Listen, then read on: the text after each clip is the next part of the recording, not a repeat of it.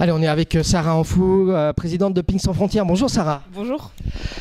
Important cette semaine pour vous, pour l'ITTF, pour la suite de vos projets au niveau de l'association Ping Sans Frontières.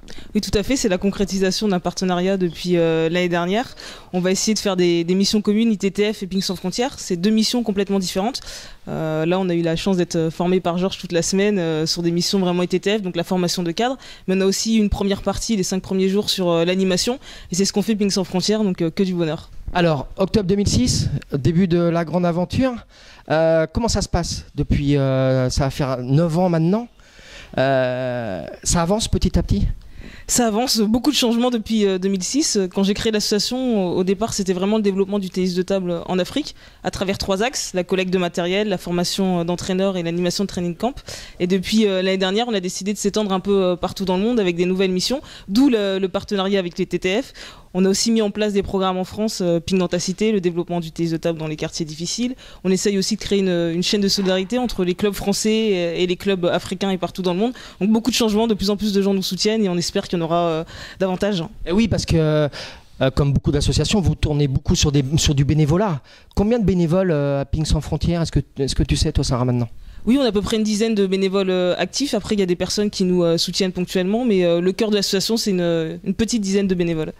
Cette semaine à Villeneuve, on va revenir un petit peu à la formation. Contente du nombre de personnes qui étaient présentes ici à Villeneuve pour un mois d'août?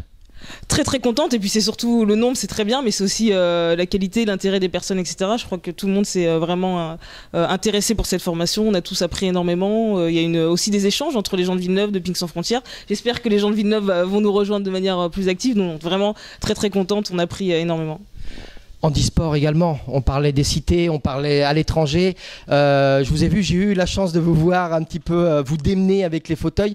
Également, c'est important de pouvoir toucher ce type de population, hein. Tout à fait, c'est quelque chose que je voulais faire depuis 2006, c'était vraiment dans l'objet social. Maintenant, j'avoue très humblement que je n'ai aucune compétence là-dedans. C'est la première fois que j'apprenais quelque chose sur le paratennis de table.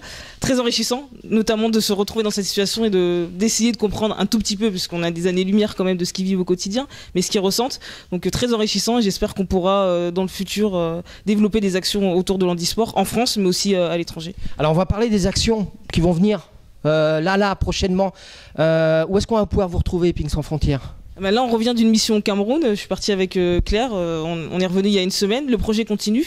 Il y a un formateur qui part, je crois, aujourd'hui ou demain, animer un training camp à Yaoundé et suivre notre projet de construction de table artisanale. Il y a un projet conjoint entre l'ITTF et Ping Sans Frontières qui débutera fin septembre, début octobre en Afghanistan. Et puis aussi l'Haïti début 2016 et 1 ou 2 autres pays africains. Donc beaucoup de projets en cours. Et Sarah, d'un point de vue personnel, compétition, on continue? On arrive à continuer? On arrive à continuer de plus en plus difficilement. Je suis plutôt sur la fin, j'ai commencé à travailler depuis 3 ans.